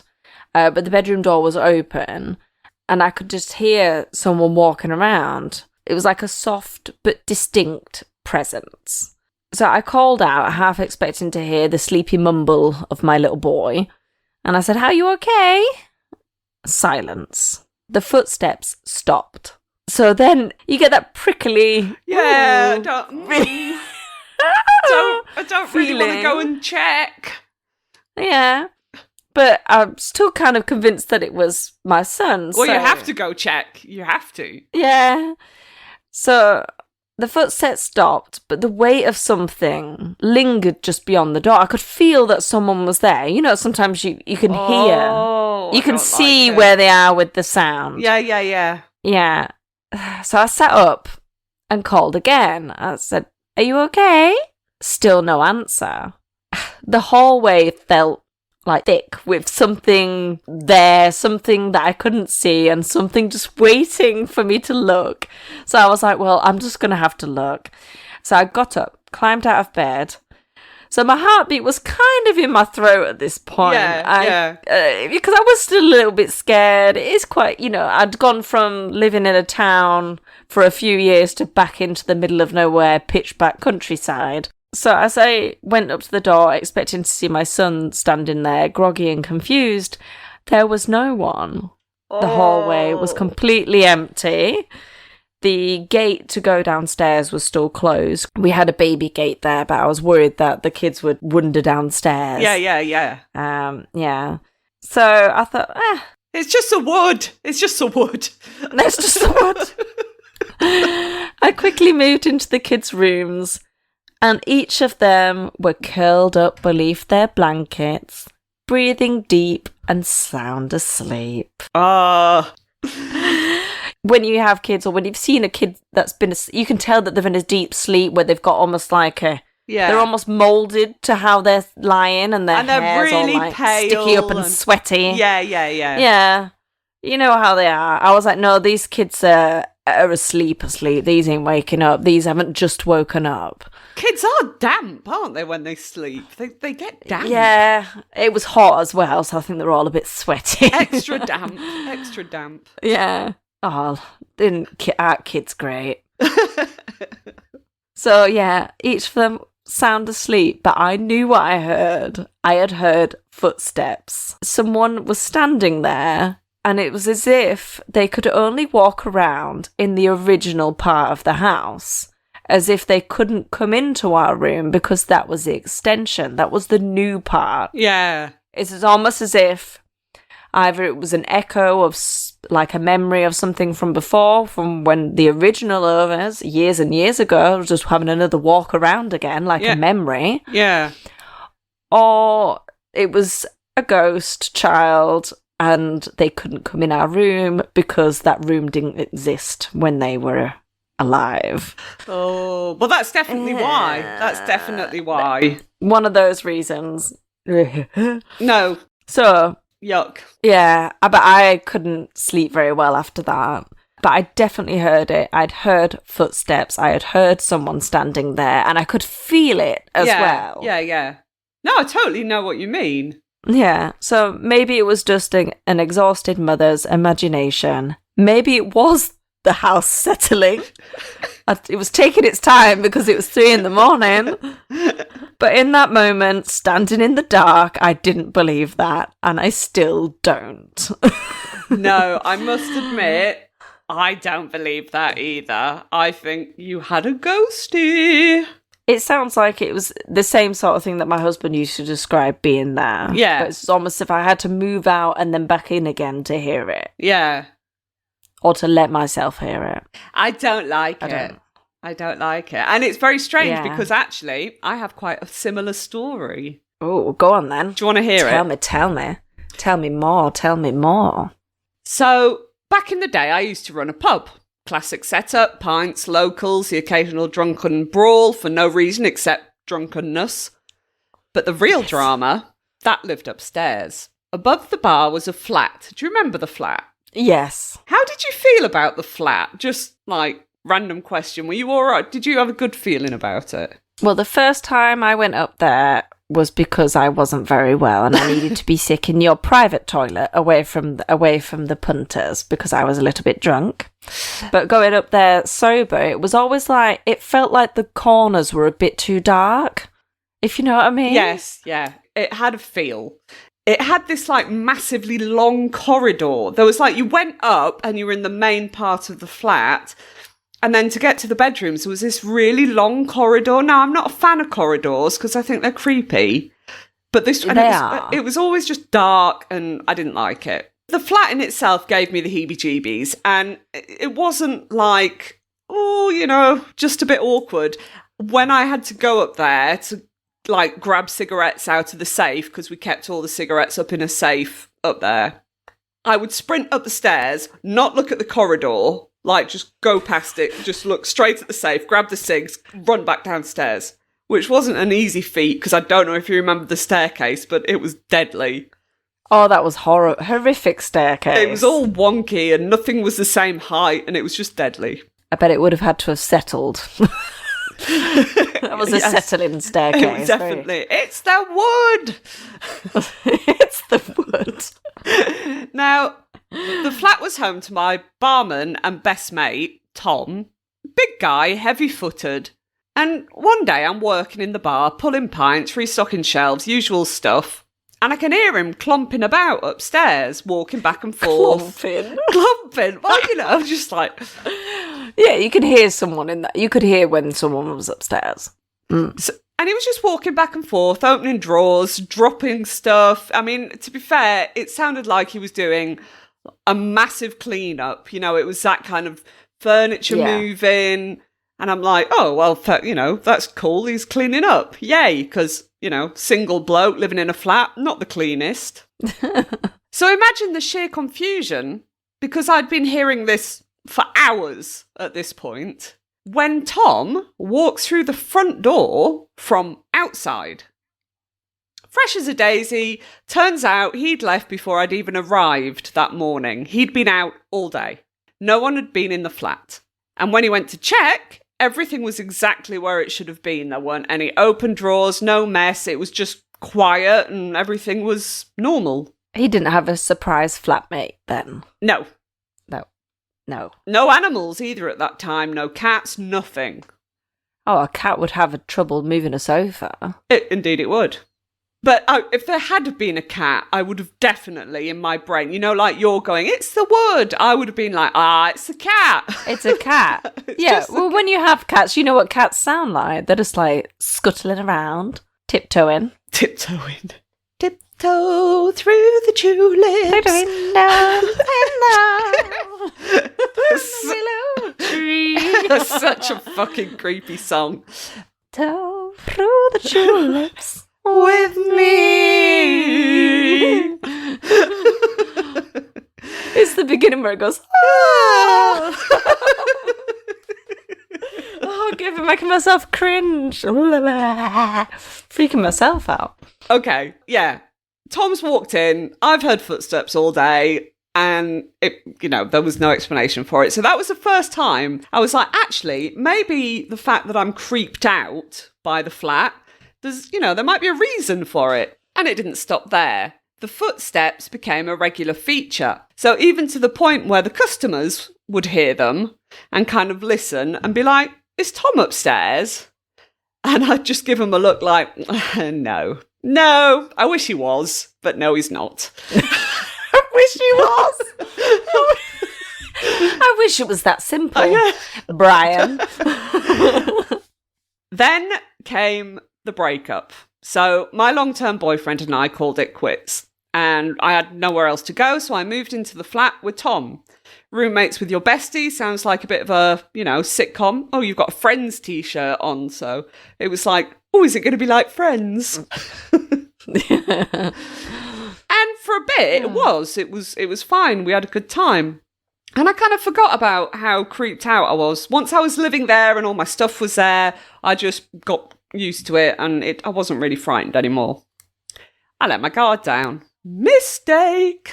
Wah! One evening, after closing, Tom and I were just chilling watching TV, and there was a knock at the flat door. So, just to explain, the only way to get to the flat door was through the bar. So you'd have to come into the bar, then through the staff door and up the stairs, and then you'd knock on the flat door. Oh, don't tell me you have a knocking ghost now. The footstep ghost was bad enough. But the bar was shut, the bar was locked, and our motion detector alarm was set. So when you hear that knock, your heart kind of sinks and you're like, what the fudge? Yes. So we kind of look at each other like, did I hear that right? And we both did. And I said, oh, do you know, it must be the co-owner, because I owned it and somebody else owned another half. And she often just kind of nipped in for a packet of ciggies if she'd run out. So that's what I thought it was. So I got up, opened the door, and all that there is that bloody dark, horrible staircase with nobody on it. So me and Tom kind of get brave, go downstairs, check the bar. The bar's still pitch black, the door's still locked, and the alarm was still on. I had to turn it off so we could go into the bar. No one could have been there. Great. Aww. So that was unnerving. Eventually, I met my now husband. He'd come into the pub and we kind of just clicked. Fast forward, I get pregnant and I'm packing up my bags to move in with him into a rental house. So poor Tom got left behind to brave the haunted flat on his own. One night, he's in bed when he hears the knocking at the door again. He gets up, checks, nothing. Gets back into bed, knock, knock, again. This time, it's the wood. It's just knocking itself. It's just settling. It's been here for hundreds of years, but it still needs to settle. It needs to knock itself a few times. Oh, God. So the second time he hears knocking, he doesn't go and check. He's scared, and rightly so. So he gets his chest of drawers and he barricades his bloody bedroom door because I would be in tears. Yeah, I would cry so much. He was scared. But it didn't stop there. He didn't get to sleep that night because the knocking continued all night. And not only was it on the flat door, but it moved to his actual bedroom door. Oh, no. Horrible, right? Just awful. I don't know how he actually continued to live there, but he did. Bless him, he did. Anyway, fast forward, I don't know, a couple of months, and a customer comes into the bar one night, all casual, and says, I'm a psychic medium. You do know this place is haunted, right? And I'm like, yeah, no kidding. Whilst you're here for a drink, do you think you could possibly tell him to keep it down? I think you took that very cool. Yeah. That was a very, very cool answer to that. There's a lot of confirming what you already knew, but I don't know what I would have done with that information. Yeah, I was very, very much like, is there anything you can do about it? And no, there wasn't, in fact. Oh, no. So helpful. So helpful.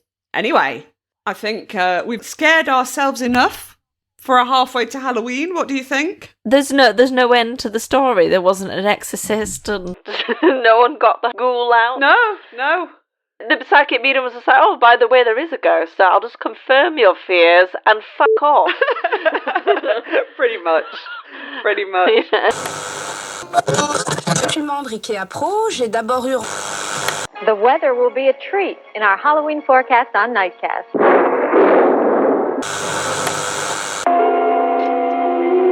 It's times like these that I can't shake the feeling that I'm being watched. Shadow play makes for a splendid party game at Halloween. Shadow Buff, for example, is a game especially suitable for a large party. A white bed sheet, or white tablecloth, is first of all stretched right out across the room, and on a table behind it is placed a bright lamp. All the other lights in the room are then extinguished, and one of the players takes a seat upon a low stool midway between the lamp and the sheet. The other players endeavor to disguise themselves as much as possible by distorting their features, rumpling their hair, wearing wigs, false noses, etc., and pass one by one behind the player seated on the stool. Their shadows are thus thrown upon the sheet. The aim of the seated player is to guess the identity of the shadows as they pass before him, and the aim of the others is to endeavor by every means in their power to keep him from guessing them. As may be imagined, the task of the single player is not an easy one, the distorted shadows being vastly different from the originals as seen before the lights were extinguished. Hi, I'm Jen, and I'm co-host of our true crime podcast. So, my family loves to vacation at amusement parks. We've vacationed at many of the big parks. I mean, Disney World, Universal, Cedar Point, Busch Gardens, Silver Dollar City, etc., etc. I mean, you get the point. So 2 years ago, we decided that we were going to stay closer to home and go to Dollywood. And I was thrilled. I don't really like theme parks, but Gatlinburg was perfect. It's only a day's drive to St. Louis, or it's only a day's drive from St. Louis. And there's so many other things to do there, which is great because I don't like theme parks. I've got something to do besides stay there and hold everybody's drinks. So we're all excited for Gatlinburg. None of us had ever been there before. So, and one of the fun things is instead of getting a hotel, we decided that we were going to rent a cabin in the Smoky Mountains. Now, I was kind of leery at first about staying in a cabin because, I'm thinking all Laura Ingalls Wilder type stuff, but this one was great.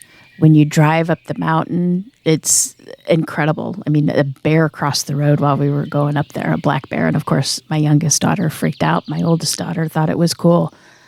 But it's just amazing to be out there in the middle of nothing, right? Just trees.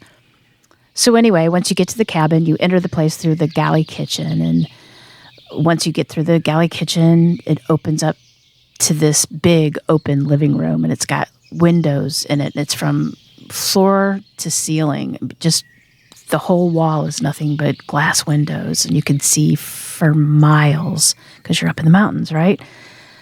The primary bedroom is downstairs too. And then to the right is a staircase that winds up to the second floor. And on the second floor is this big open space, and there's a pool table, a foosball table, and a bed out in the open. There's no separate rooms. There's also a bathroom up there. Well, on top of the bathroom is a loft. And to get to that loft, there's a ladder. It's kind of like going up into a treehouse. So once you climb up the ladder, there's the loft, and there's just mattresses thrown there. Now, that little loft area only has one wall.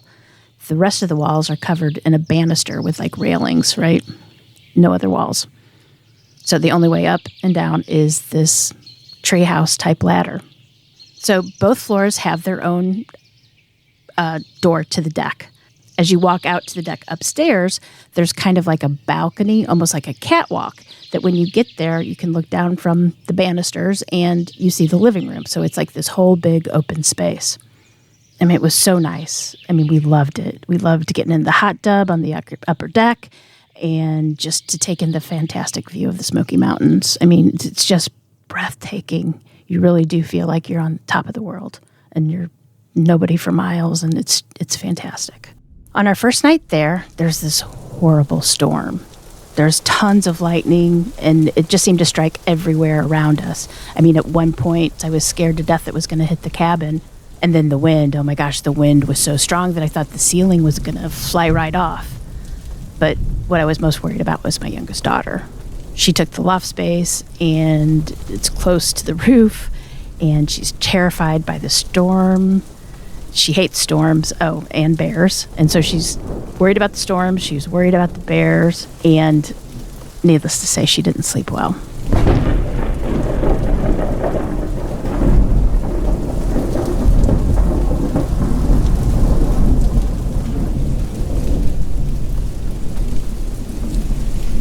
And the following day, when we were getting up to go get breakfast and then to get groceries to stay, she was so crabby. so crabby because she didn't get to sleep at all. And so she wanted to stay behind at the cabin while we went into town. I thought it's fine. That's fine. Let her sleep. It's easier to let a crabby teen sleep than to deal with her, right? So we were gone for just a few hours when I get a call. And it's the youngest, and she's telling us she wanted to come get her. She was ready. She was ready to go. She wanted to go. I'm like, okay, that's odd. That's weird. But who knows what's going on inside the teen's head, right? You can't figure that out.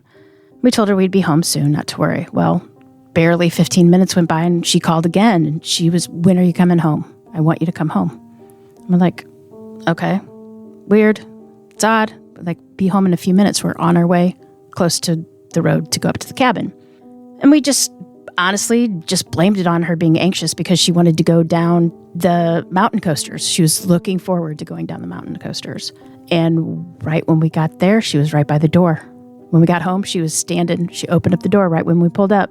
She started helping us put groceries away, and she was trying to get out of the house. Like, she wanted to go. We spent most of that day out, seeing what Gatlinburg had to offer, and we didn't get back to the cabin until after dark. And of course, the girls put on their swimsuits and went and hopped in the hot tub. And my husband and I sat in the living room just reading. It was nice and quiet, and you could hear the insects. It was fantastic. And then I hear somebody come down the stairs. And I looked up just in time to catch a glimpse of my oldest in a black t-shirt and jeans.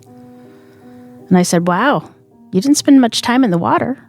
And my husband looked at me funny and said, what are you doing? I'm like, I'm talking to our daughter. She's coming down. And then I noticed nobody came down the stairs.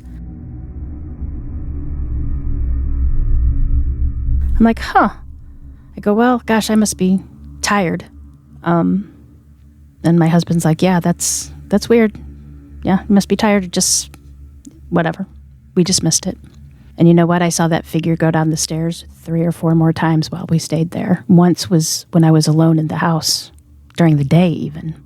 And I got this feeling it was a young, dark-haired teenage boy that was wearing a black concert t-shirt.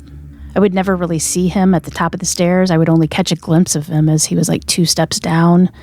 And then he would walk further down, hit the landing, turn the corner, walk a few more steps down, and then disappear.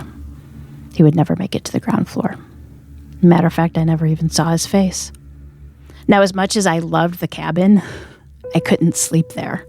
I would wake up in the middle of the night hearing somebody call my name. I would get up and softly call to my kids to see if they were up. But nobody ever answered. I guess they were asleep. I would hear tapping on the deck windows.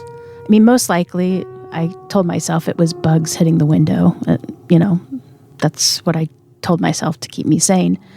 But bugs don't hit the window multiple times in a rhythmic pattern. It was like this. Over and over again. One night around 3 a.m., I heard a loud bang. Scared me half to death. I jumped up because I thought my youngest had gotten up to go to the bathroom and had fallen down the ladder and just hit the ground. But when I rushed upstairs, I found both girls were sound asleep. So I had adrenaline surging through my veins then, and I couldn't get back to sleep. So I picked up my book and headed to the couch. I hoped reading a few chapters would calm me down. And as I got settled in with the book, I heard the floor creak above me. I looked up at the balcony, and there I saw an old woman. She was crouched down with her face in between the banisters, and she was looking right at me. Her gray hair was flying about her head, and she had a smile on her face, and the smile wasn't exactly evil, but it wasn't exactly pleasant either. She also had this really weird white glow about her, like it was emanating from the inside out. I was petrified. I admit I was scared to death. I couldn't even move. I was scared. And then I noticed her body kind of started to shake, and I realized she was laughing. I mean, I felt that she was like delighted that she scared me so much. And finally, I got my wits about me and I ran into the bedroom. And of course, I didn't sleep for the rest of the night. And I never dared tell my family while we were there. I didn't say one word about seeing anything or hearing anything. I mean, I didn't want my girls to be scared, and I just knew my husband would dismiss it. So I kept it from them. I mean, I did tell my best friend and co-host, Cam, because I had to tell somebody. But we had such a great time in Gatlinburg. We did everything you can do. I mean, the mountain coasters were a big hit, and so was zip lining. My husband and girls even went whitewater rafting. So if you ever get a chance to go to Gatlinburg or Pigeon Forge, I strongly suggest you do it. It's very fun. So anyway, on the last night in the cabin, my husband was snoring up a storm, and I couldn't take it anymore. Couldn't sleep. I had it. I know some of you know. Your partners do the same thing, I'm sure. So anyway, I begrudgingly went to the couch. I didn't want to go. And I tried my darndest not to look at that balcony because I was scared to death I was going to see that old woman again. And I tossed and I turned on the couch and I couldn't sleep. And after a while, I finally got up and went to the kitchen to get some water. And that's when I heard my youngest say, "Mom, is that you?" And I said, "Well, yeah, what's going on, sweetheart?" And she's like, "I can't sleep." So I told her to bring her pillow and blanket down and she could sleep on the couch with me in the living room. And once we settled in, we both tried to sleep, but we didn't have much luck. The house would creak and moan and my daughter would ask, "What's that noise?" And a few times I could say it was the house settling, or maybe it was black bears outside trying to get in the trash, but don't worry, they can't come in. But I had a hard time convincing her that the footsteps we heard upstairs were the air conditioning making noises. Thankfully, we made it to morning. And at the first sign of the sun, we started packing. My daughter and I were just ready to go. We wanted to leave. A few hours into our journey, we start talking about the trip and what we loved. I mean, whitewater rafting was the favorite. Mountain coasters were next. Everybody loved mountain coasters. I think we did that 6 or 7 times. It's a lot of fun. You should try that. Anyway, my husband started talking about the cabin and how great it was, and my oldest agreed. I mean, she loved how she had space for herself and how she could just go out to a hot tub at any time, and she was trying to convince her dad to get us a hot tub. No luck, by the way.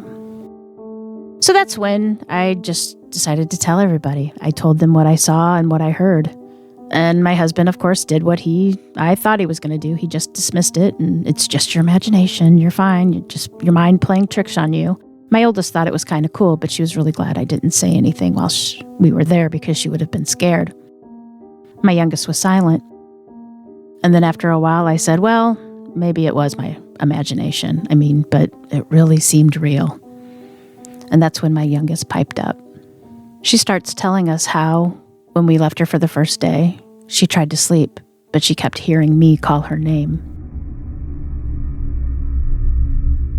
She also heard her dad and sister walk in the front door, or what she thought was her dad and her sister, walking in the front door, talking as they put groceries away. When she came downstairs, there was nobody there. That's when she admitted that she didn't sleep very well either. She would hear her name called out at night.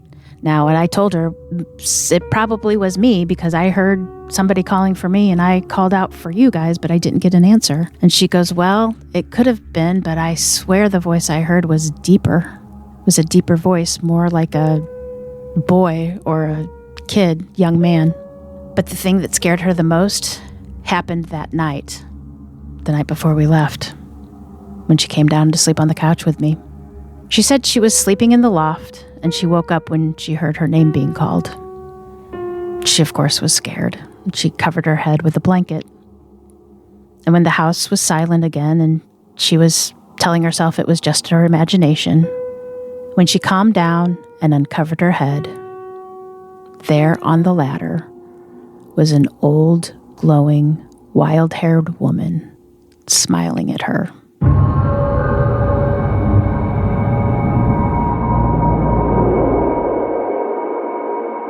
Well, the clock is about to strike midnight, and we'll be one day closer to Halloween. And with all the things that have happened so far this year, Halloween can't come soon enough.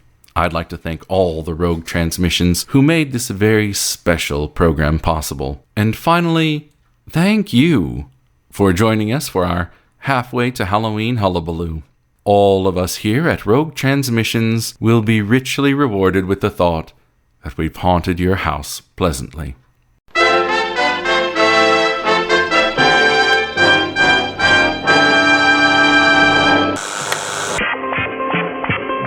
You have been listening to The Rogue Transmissions, Halfway to Halloween Hullabaloo. Produced, edited, and directed by Edward October. Based upon Rogue Transmissions.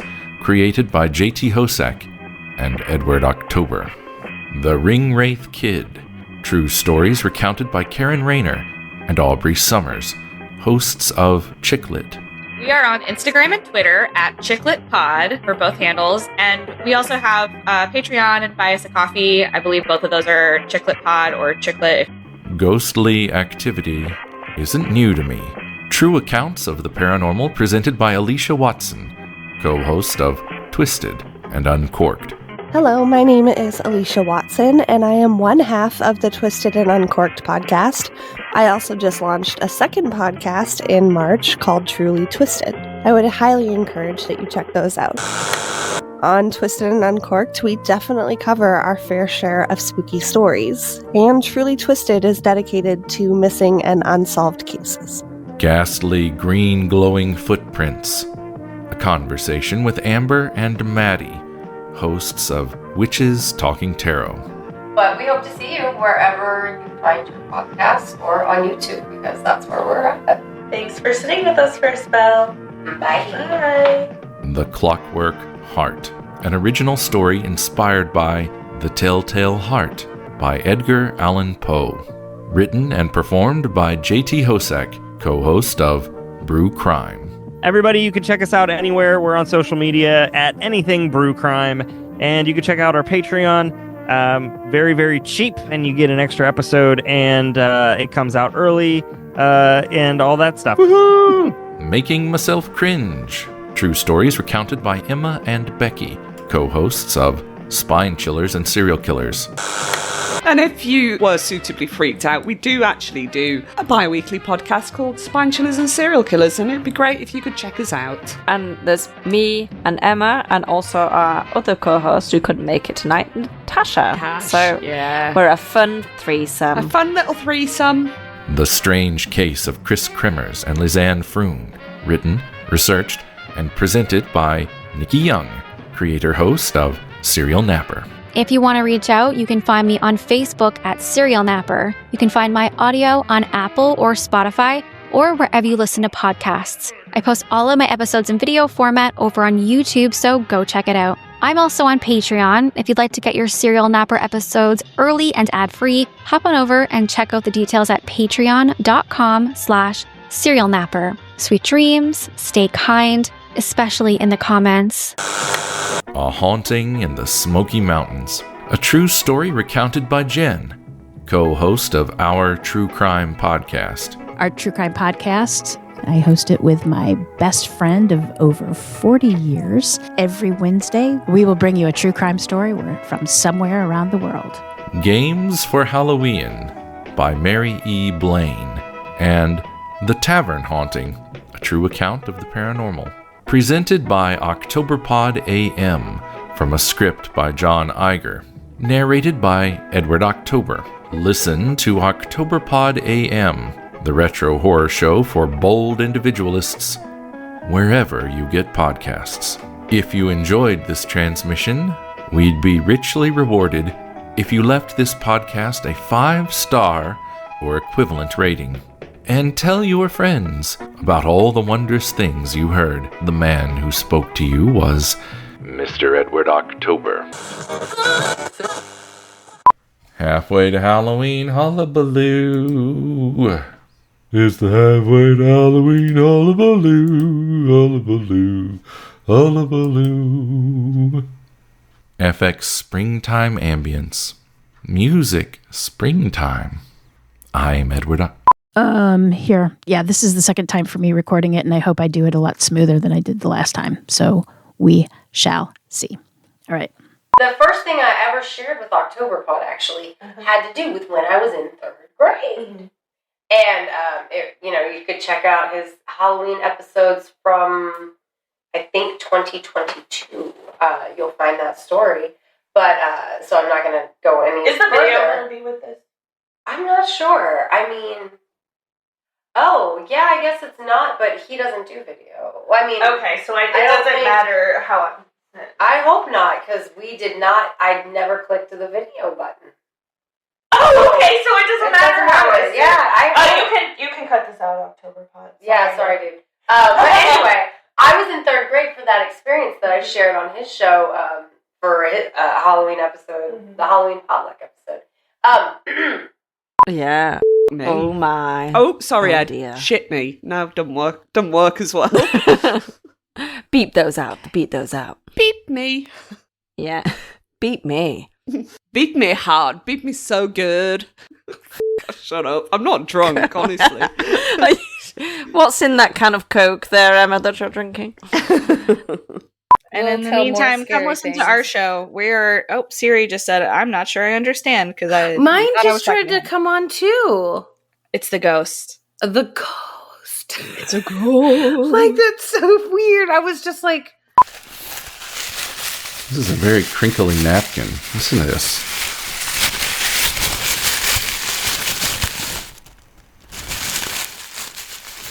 You know, in the old radio days, they'd use this to make a crackling fire.